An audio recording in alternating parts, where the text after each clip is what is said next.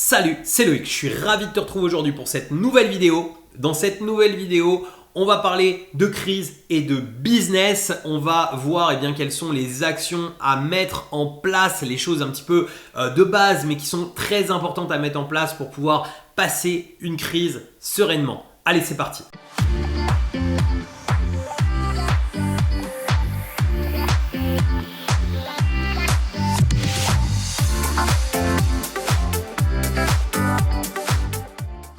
Alors juste avant de démarrer, je vais t'inviter à t'abonner à cette chaîne, à rejoindre des milliers d'investisseurs et d'entrepreneurs qui l'ont déjà fait. Pour ça, tu as juste besoin de cliquer sur le bouton s'abonner qui est apparu dans la vidéo ou bien juste en dessous de la vidéo. Et surtout, n'oublie pas la petite cloche si tu veux être prévenu à chaque fois que je publie une nouvelle vidéo. Alors concrètement, aujourd'hui, on parle de business. Alors si tu es intéressé que par l'IMO, zappe cette vidéo maintenant. Ça va pas t'intéresser particulièrement, même s'il y a des choses de base qui sont importantes. Mais en tout cas, si ton état d'esprit est entrepreneur, je pense que ce que je vais partager dans cette vidéo va te parler. Alors concrètement, on a le Covid-19 aujourd'hui qui est présent, mais ce que je vais donner là, c'est des infos qui sont finalement universelles, un petit peu quels que soient les moments de crise. Et je voudrais même recentrer un petit peu les crises. C'est que finalement, la crise, on est là, c'est la crise, c'est la crise, c'est la crise, mais finalement, on entend ça depuis 10 ans. Et moi, je dirais que la crise, elle est à un niveau personnel ou pas. C'est-à-dire que même si un pays est en crise, même si une économie est en crise, même si un marché est en crise, eh bien en réalité, ça ne veut pas dire que tout le monde est en crise. Toi, tu peux avoir des sessions où tu es en crise, c'est-à-dire que, alors que tout va bien.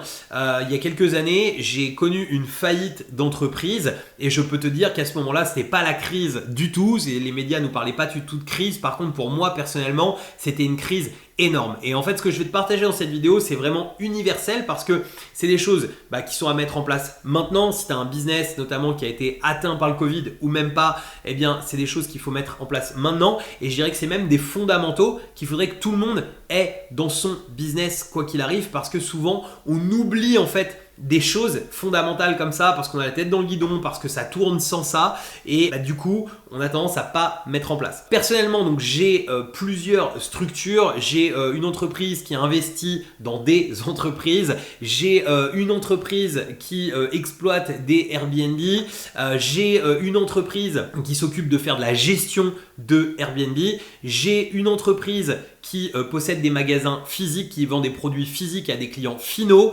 J'ai une entreprise qui vend des formations en ligne et qui permet aux personnes d'apprendre comment investir dans l'immobilier de manière rentable, à gagner de l'argent avec ces investissements immobiliers.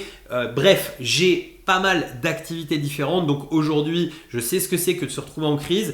Et la première chose, le premier pilier qu'il faut avoir en tête pour passer les crises sereinement, c'est tout simplement le fait d'avoir de l'argent de côté. Mais c'est pas toujours possible pour tout le monde, mais en tout cas, quand tout va bien, quand ton business va bien, quand tu gagnes de l'argent, il faut absolument mettre de l'argent de côté et à plusieurs niveaux, à titre personnel et à titre professionnel. C'est-à-dire que moi, mon principe, c'est est-ce que si demain, pendant un an, j'arrêtais de gagner de l'argent, est-ce que je serais capable de vivre ou est-ce que je serais incapable de vivre? C'est vraiment important. Donc ça, c'est le premier pilier, la première base à avoir en tête. Tu vas voir qu'on va avoir des choses beaucoup plus techniques derrière, mais c'est important d'en parler. La deuxième chose, c'est la diversification. Et tu vois, il y a plein de moments où j'ai pas forcément sur tous mes business, sur tout ce que j'ai, de quoi vivre un an parce que j'investis dans quelque chose de nouveau, parce que etc. Mais par contre, j'ai un autre pilier qui permet de combler ce premier pilier. C'est tout simplement le fait d'être diversifié. Alors, c'est très compliqué la diversification parce que quand tu chasses plein de lièvres différents, en fait, tu n'attrapes aucun lièvre. Donc l'idée, c'est évidemment de se focus au démarrage et d'aller atteindre le niveau de revenu que tu souhaites avec que ce soit un business ou que ce soit de l'immobilier, etc. Il faut aller travailler à atteindre en fait ce niveau de revenu que tu souhaites. Je sais pas si demain tu veux 4 000 € par mois, focus un seul business et va chercher ces 4 000 €. Et même si tu as des petits freins de parcours, même si tu as des choses, focus vraiment jusqu'à atteindre ce niveau. Et ensuite, une fois que tu as atteint ce niveau, pour moi, la meilleure décision à prendre si tu veux que le jeu continue pour toujours et pas avoir le risque que tout tombe du jour au lendemain parce qu'il y a des éléments extérieurs à nous qui existent et qui peuvent faire que tout simplement le jeu ralentisse ou le jeu s'arrête pour nous. Des éléments extérieurs, des éléments de marché, des éléments de concurrence, des éléments de loi, des éléments de plein de choses.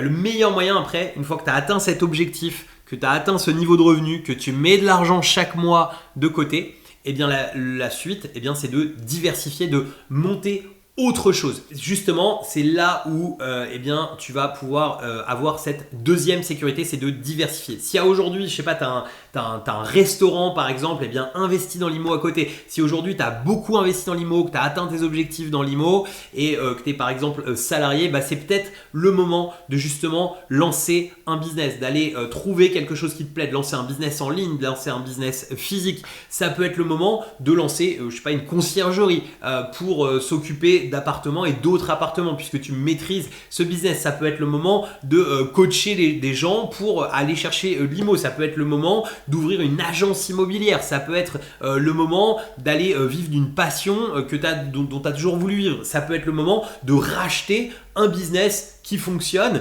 et sur lequel tu as juste besoin de l'acheter et tu n'as pas besoin de le monter en puissance parce que ce qui est le plus difficile, c'est finalement de monter en puissance un business. Tu peux aller racheter un business, il y a plein de business à vendre tout le temps. Bref, il y a plein de choses possibles que tu peux faire, mais un petit peu l'idée, pas tous les œufs dans le même panier. Ça, c'est vraiment les deux piliers de base qui me semblent importants en fait pour pouvoir tout simplement se dire voilà, ok, aujourd'hui je suis à peu près serein, toutes mes activités n'ont pas ralenti pendant la crise, j'ai des activités qui ont accéléré, j'ai des activités qui ont ralenti, mais en tout cas dans l'ensemble, j'ai pas du tout mal vécu cette période de Covid parce que j'ai plein d'activités différentes tout simplement. Et j'ai même eu plutôt, alors je sais pas si c'est de la chance, mais en tout cas j'essaye toujours de privilégier des business qui sont pas des business novateurs et qui sont pas des business d'euphorie d'un court instant, et c'est aussi ça qui m'a permis de passer parce que finalement j'ai eu très peu de baisse sur mes différents business parce que justement je suis sur des business qui sont plutôt long terme, des choses qui sont qui fonctionnent dans le temps en fait tout simplement, et ça c'est important aussi. Quand tu as le tout dernier truc à la mode et que tu le montes, c'est pas forcément idéal, ou alors peut-être parce que ce dernier truc à la mode, c'est peut-être quelque chose dont les gens ont le besoin et ont un besoin primaire autour de ça, mais sinon ça peut être compliqué. Alors si ça t'intéresse et que tu as envie que je parle un peu plus de justement qu'est-ce qu'on peut monter comme business, qu'est-ce qu'on peut faire, quelles sont les bases, je pourrais t'en parler plus en détail. Il y a des histoires de la pyramide de Maslow, mais en tout cas il y a une chose à retenir quand tu diversifies, c'est d'essayer de trouver toujours un business qui soit pas forcément un business de loisirs et tout en haut justement de cette pyramide de Maslow, mais plutôt des choses sur lesquelles les gens ont des besoins et sur lesquelles les gens ont de la récurrence. C'est moins explosif en général, mais par contre c'est des choses qui sont très pérennes dans le temps. Bref, j'ai fait une parenthèse peut-être un peu trop longue, mais en tout cas on continue là-dessus, et justement l'action suivante à retenir, c'est que le grand gagnant là par exemple du Covid, c'est Internet. Beaucoup de gens l'ont matraqué, l'ont dit, mais effectivement c'est Internet. Pourquoi ? Parce que les gens étaient chez eux et pouvaient aller sur Internet. Mais justement le fait que ce soit Internet, c'est aussi tout simplement tous les outils et les nouveaux outils de communication, et c'est de ça dont je voulais te parler aujourd'hui dans cette vidéo. C'est que est-ce qu'aujourd'hui, si tu as des business physiques, est-ce que tu utilises justement tous ces outils de communication à leur juste valeur ? Est-ce qu'aujourd'hui tu as une page Facebook ? Est-ce que tu as un Instagram ? Est-ce que tu utilises tout simplement, tu prends les emails et les numéros de téléphone de tes clients pour pouvoir les relancer en cas de besoin ? Une action toute simple qu'on a mis en place sur mes magasins, c'est tout au démarrage du confinement, on a une autorisation d'ouverture, on a pu matraquer en fait des messages aux clients, et ça a clairement changé la donne pour justement pouvoir faire déplacer les personnes, parce que les gens avaient de gros doutes. Est-ce que les magasins sont ouverts, pas ouverts, quand est-ce qu'ils sont ouverts, quels sont les horaires, tout ça c'est des choses qui te permettent de communiquer. Donc si tu le fais pas aujourd'hui, si tu as un business physique, si tu as un business en ligne, si tu as quoi que tu aies, si tu n'as pas de liste email de tes clients, si tu ne prends pas le numéro de téléphone de tes clients et que tu ne les recontactes pas, ou si tu les prends et que tu ne t'en sers pas, c'est une erreur. Alors c'est déjà bien de les prendre, même si tu ne t'en sers pas, tu auras le temps de mettre en place, mais c'est quelque chose qu'il faut mettre en place. Et là, doublement, pour profiter pleinement du rebond qu'on est en train de vivre, justement de cet après-confinement. Et en plus, cet après-confinement, je pense que les gens ne sont pas dans une consommation qui est la plus euphorique encore, parce que on a toute cette histoire de masque. Moi je suis le premier à pas forcément aimer trop aller dans les magasins à aujourd'hui, et forcément ça baisse un petit peu le chiffre d'affaires. Dans ces périodes un peu plus difficiles, le fait de pouvoir communiquer avec tes clients, le fait de pouvoir leur indiquer tes horaires d'ouverture, couverture, le fait de leur indiquer des promotions, le fait de pouvoir faire tout ça et de communiquer avec eux, c'est essentiel. Toutes les grandes enseignes le font, il faut que les plus petites le fassent absolument. Et malheureusement, je vois beaucoup trop de commerces qui aujourd'hui n'utilisent pas ce genre de technique, et même des gens qui malheureusement sont présents en ligne et qui finalement utilisent très peu ces outils de communication qui sont vraiment essentiels. Après, tu as tous les outils publicitaires, et les outils publicitaires, c'est vraiment important aussi parce que la publicité aujourd'hui, c'est quelque chose qui te permet d'atteindre des gens, des nouveaux clients, et c'est une manière en fait finalement à l'heure où les déplacements sont un petit peu restreints, c'est une manière de pouvoir te mettre en avant beaucoup plus facilement. C'est-à-dire que c'est une manière de pouvoir dire voilà, à aujourd'hui, ok, vous n'êtes pas au courant de ce que je réalise, vous ne me connaissez même pas en tant que magasin, par contre voilà, je vous mets une pub devant les yeux. Je te racontais une anecdote qu'on avait fait avec un restaurant. Alors pour ce post-confinement, il va reprendre une grosse campagne Facebook parce que justement c'était un restaurant qui était assez haut de gamme, qui avait beaucoup de mal à remplir ses midis, et tout simplement qui remplissait très bien le soir. Et bien tout simplement, campagne publicitaire Facebook pour 5 € par jour, le plein complet tous les midis. Bref, il y a plein de choses à faire, tu vois, au niveau de la communication, mais vraiment les deux premières choses principales, c'est pouvoir, ce qu'on appelle retargeter, c'est-à-dire tout simplement renvoyer des messages aux personnes qui sont clientes. Ça, c'est vraiment la base. Quelqu'un que tu n'as pas vu pendant un mois ou un mois et demi, il faut que tu puisses leur envoyer un message pour lui dire « Hey, reviens me voir », lui proposer une promotion, faire des choses comme ça. Et la deuxième chose, c'est évidemment la publicité pour faire de l'acquisition de nouveaux clients. En fait, aujourd'hui, il faut comprendre qu'un business, finalement, il vit avec quoi? Il vit avec ce qu'on appelle une zone de chalandise. Ça t'intéresse que d'ailleurs je pousse un petit peu plus loin le concept de zone de chalandise, etc. Je pourrais le faire avec grand plaisir, mais il vit avec une zone de chalandise. Cette zone, elle est située peut-être à 1 km, peut-être à 3 km, peut-être à 10 km, peut-être à 20 km, ça dépend forcément du type de business en fait que tu as. Mais en tout cas, cette zone de chalandise, elle est autour de ce business. En ligne, les choses sont complètement différentes parce que finalement, ta zone de chalandise, c'est tout simplement la capacité des gens à passer en fait sur ta boutique, à passer sur ton magasin, à passer sur ce que tu fais.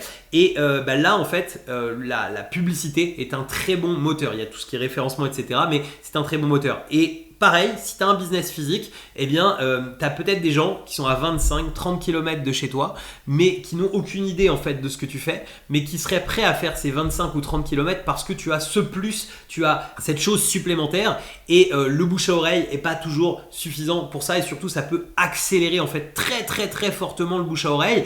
Par exemple, une chose toute simple, un restaurant que tu reprends, qui est un restaurant en fait qui auparavant peut-être fonctionnait moyennement, le patron ou le cuistot ça allait pas tout à fait, le fait de pouvoir communiquer en fait sur le fait qu'il y a nouveau patron, nouvelle recette, nouvelle carte, etc. Là tu vas accélérer beaucoup plus rapidement le bouche à oreille. Donc voilà, donc les deux premiers piliers comme je t'ai dit, à la fois le fait de pouvoir recibler ses clients, et ensuite le deuxième point, c'est le fait de pouvoir envoyer de la pub pour pouvoir tout simplement acquérir des nouveaux clients. D'ailleurs, en parlant de publicité papier, publicité de tout ça, c'est vraiment un gros gâchis d'argent aujourd'hui. Je pourrais aussi, si ça t'intéresse, en parler peut-être dans une prochaine vidéo, même si le but c'est pas que cette chaîne devienne sur le business, mais je me devais de faire cette vidéo pour partager en fait un petit peu les tips qui m'ont permis de clairement inverser en fait la tendance et conserver mes marges, conserver mon volume de vente, etc. Ensuite, la troisième chose importante, c'est les équipes, parce que dans ce genre de moment, quand les choses baissent, les équipes des fois peuvent se poser des questions, et si tu es comme moi, tu es en mode automatique, c'est-à-dire que tu n'es pas forcément très présent dans ton business parce que tu as plein de choses différentes, parce que tu as diversifié, parce que tu as plein de choses que tu fais, c'est important de quand même aller prendre le moral des équipes, parce que avant tout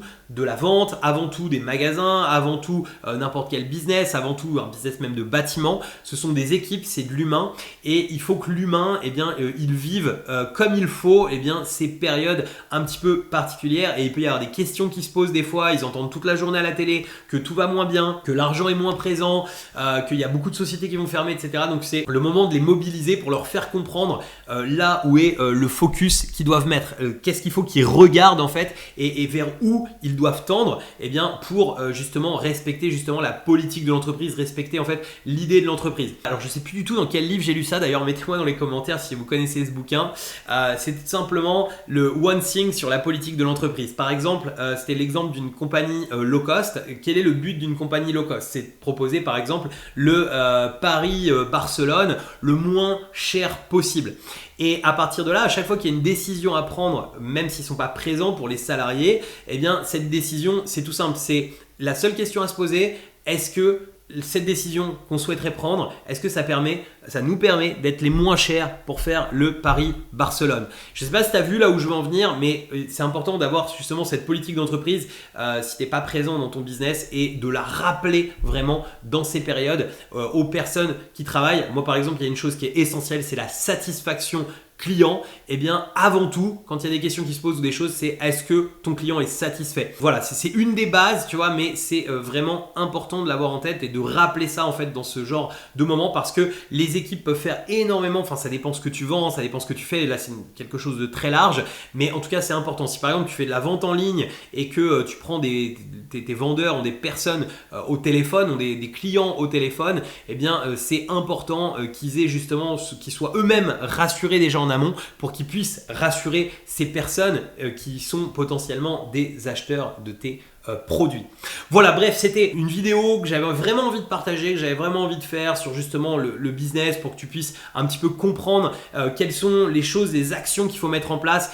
N'hésite pas à justement mettre en place justement toutes ces actions de communication, de marketing. Tu vas voir que les résultats ne se mesurent pas forcément dans les 2 jours. Si tu n'as jamais fait de fichier client, évidemment, le temps de monter ce fichier client, ça va prendre du temps. Par contre, une fois que tu l'as, ce sont des vraies armes pour pouvoir justement booster ton chiffre d'affaires. Voilà, j'espère que cette vidéo ça t'aura fait plaisir, même si elle sort du cadre habituel de l'immobilier, que tu auras appris des choses dessus. N'hésite pas à me mettre dans les commentaires un petit peu ce que tu as appris, ce que tu en penses. N'hésite pas à me mettre aussi si tu as des questions par rapport à tout ça, ce sera un plaisir de pouvoir y répondre ou de reprogrammer d'autres vidéos pour pouvoir répondre à ces questions. Je vais mettre quand même dans l'écran de fin le bonus si tu as envie aujourd'hui de diversifier, que par exemple tu as des business physiques et tu as envie de faire de l'immobilier, je vais te mettre un lien vers une formation gratuite qu'on organise très prochainement. Tu auras les prochaines dates de session, les prochaines sessions qui seront dans ce lien. Je te mets aussi un lien pour pouvoir t'abonner à la chaîne et un lien vers une playlist qui te permettra d'en savoir plus sur l'immobilier. Je te dis à très bientôt pour de nouvelles vidéos. Ciao!